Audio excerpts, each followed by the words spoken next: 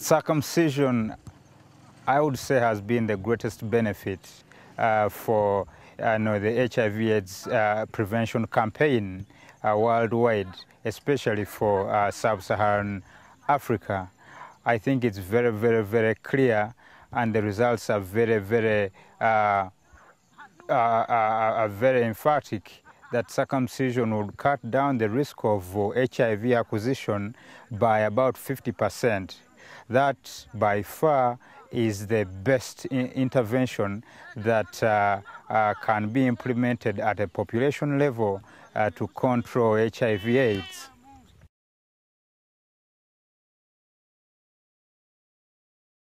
Yeah, so right now the main results have actually come out, and now we are really at the stage of, first of all, making sure that this message goes out to the entire communities, especially all places in sub-Saharan Africa, to show that this is the intervention we should be gearing up to roll out.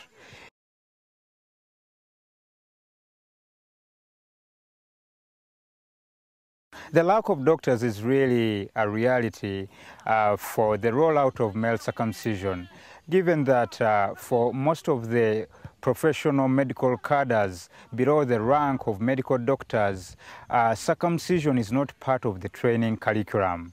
And given that we have fewer doctors as compared to the population which they serve, it is very much imperative that we get health workers below the rank of medical doctors trained to offer circumcision. For Rakai Health Services Program, we have initiated a project where we would have to train these lower cadres to provide circumcision, and this we are doing with the support from the PEPFAR program. At the moment, the demand for circumcision, especially in the Rakai district, where we have very well disseminated the results from our trial, the demand has really picked up. At the moment, our theaters cannot even handle the numbers that could potentially come in every day. We are doing about 15 surgeries per day, and at the moment that is around the maximum we can do.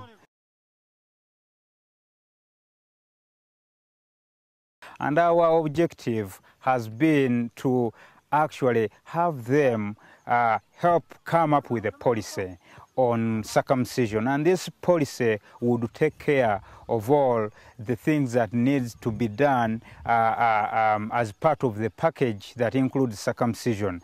And this would include making sure that every health provider that gives circumcision with the purpose of preventing HIV/AIDS has to make sure they have all the education relating to safe sex behavior, use of condoms, and not have circumcision practiced in its own right, and hope that everything will be fine, because we will have all the benefits lost.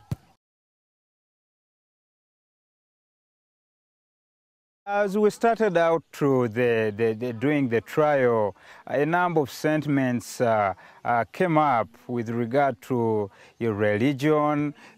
People ask questions regarding whether being circumcised would tantamount to them becoming Muslim. But to go around that, we had to really have clear education, where we even called all the community opinion leaders, including religious leaders from all the different religions, and really explained to them exactly what our objectives were. And we think this actually worked very, very well, because after that, even for the trial, the numbers of people we got volunteering to come and participate in the trial was really overwhelming. So I think simple getting out to the community and making the necessary explanations is very, very, very important in getting health-related messages out there.